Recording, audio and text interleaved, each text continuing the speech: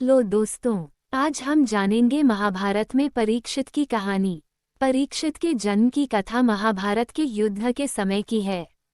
जब द्रौपदी को इस बात की जानकारी मिली कि अश्वत्थामा ने उसके 5 बेटों की हत्या कर दी है तो उसने अनशन करने की ठान ली।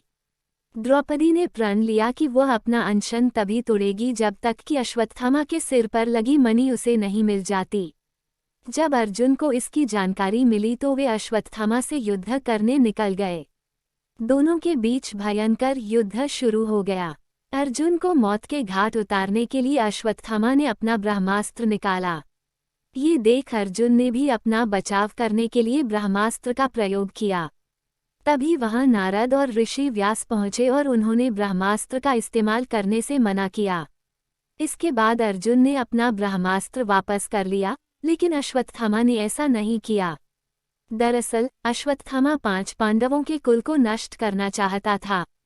इसलिए उसने अपने ब्रह्मास्त्र की दिशा बदलकर अभिमन्यु की पत्नी जो कि गर्भवती थी उसकी ओर कर दिया।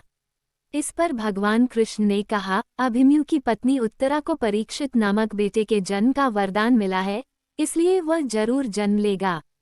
अगर वह मरा हुआ भी पैदा हुआ तो मैं खुद उसे जीवनदान दूंगा और वह बड़ा होकर एक महान सम्राट बनेगा, जबकि तुम 3000 वर्ष तक इस पाप को ढोते रहोगे। साथ ही हमेशा तुम्हारे खून से बदबू आते रहेगी और वह ऐसे ही बहता रहेगा। यही नहीं, तुम हर प्रकार के बीमारियों से घिरे रहोगे। इसके बाद अर्जुन ने अश्वत्थामा को रस्सी में बांधा और द्रौपदी के पास ले आया।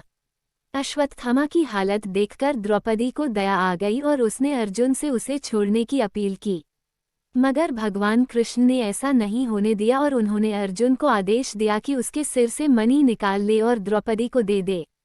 इधर ब्रह्मास्त्र के गर्भ में जाते ही उत्तरा को तेज दर्द होने लगा। ये देख भगवान कृष्ण ने अपना छोटा रूप धारण किया और उत्तरा के गर्भ में दाखिल हो गए। कृष्ण का छोटा रूप एक अंगूठे के बराबर ही था। वे शंख, चक्र, गदा और पद्म सब कुछ धारण किए हुए थे। उत्तरा के गर्भ में अश्वत्थामा द्वारा छोड़े गए ब्रह्मास्त्र की आग को शांत कर रहे थे। वहीं गर्भ में पल रहा बालक उन्हें देखकर हैरान था कि मेरी मां के गर्भ में ये कौन घुस गया है। कुछ समय बाद उत्तरा ने अपने बच्चे को जन्म दिया, लेकिन वह मृत पैदा हुआ। ये देख वह रोने लगी। उसने भगवान कृष्ण से कहा, ये नारायण, आपने तो कहा था कि मेरा बेटे पर ब्रह्मास्त्र का असर नहीं होगा और वह जीवित ही पैदा होगा। वह सालों तक अमर होकर राज करेगा, लेकिन ये तो मरा पड़ा है।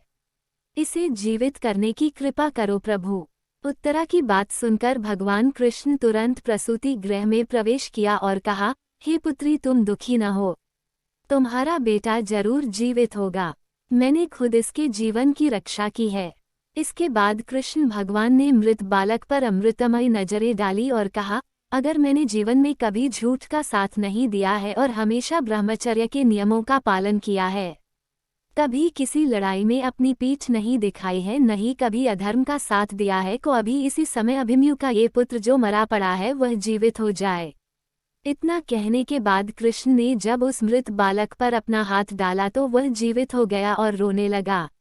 इसके बाद भगवान कृष्ण ने ब्रह्मास्त्र को वापस ब्रह्मलोक भेज दिया। ये चमत्कार देख सभी स्त्रियां आश्चर्यचकित हो गई। इसके बाद भगवान कृष्ण ने अभिमन्यु के पुत्र का नाम परीक्षित रखा। इसके पीछे का कारण था कि वह बालक कुरुकुल के नाश होने पर जन्मा था। वहीं जब युधिष्ठिर वापस आए और उन्हें बालक के जन्म के बारे में पता चला तो वे भी खुशी से झूम उठे। इस खुशी में उन्होंने हाथी, छोड़े, अन्न, गाय आदि दान दिए।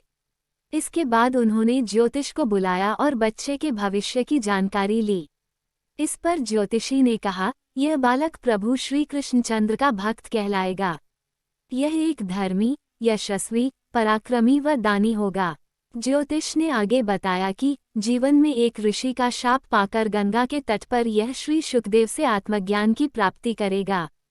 ज्योतिष की बात सुनकर युधिष्ठिर खुश हुए और उन्हें दक्षिणा देकर वहां से विदा कर दिया। कहानी से सीख। इस कहानी से हमें ये सीख मिलती है कि कभी भी किसी कार्य को छल कपट के साथ नहीं करना चाहिए। इससे हमारा बुरा ही होता है।